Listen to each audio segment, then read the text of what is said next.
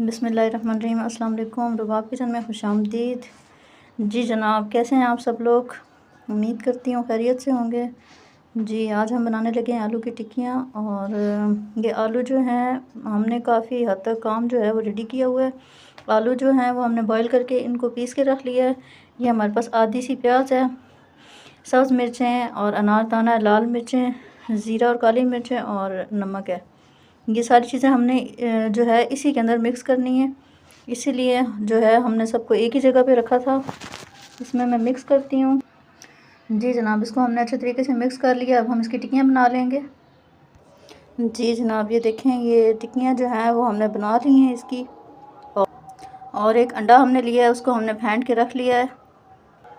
اب ہم ٹائم ضائع نہیں کریں گے، تو ہم جو ہے وہ ایک ایک ٹکی کو اٹھائیں گے، اس کو انڈے کے اندر جو ہے وہ ہم میلٹ کر کے تو ہم اس کو فرائی کریں گے۔ فرائی ہم کیسے کریں گے؟ توے کے اوپر ہم اس کو فرائی کریں گے۔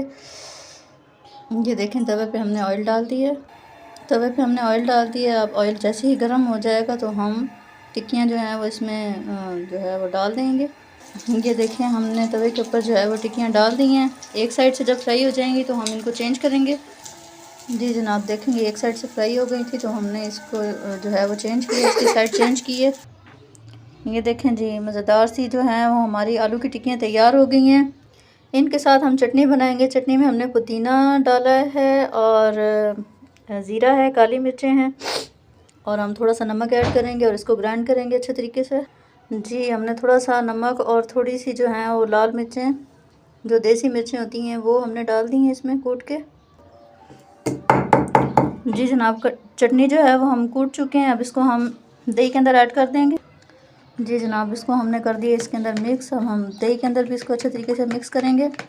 بہت ہی مزیدار اور بہت ہی خوشبودار چٹنی بنتی ہے اس کی، آپ لوگ بھی ضرور ٹرائی کریں۔ جی جناب، یہ دیکھیں، یہ ہماری آلو کی مزیدار سی ٹکیاں بھی تیار ہو گئی ہیں اور ہماری چٹنی بھی تیار ہو گئی ہے۔ ویڈیو اگر پسند آ جائے تو لائک شیئر کر دیں، ہمارے چینل کو سبسکرائب کر دیں۔ اپنا خیال رکھیے گا، دعاؤں میں یاد رکھیں۔ اللہ حافظ۔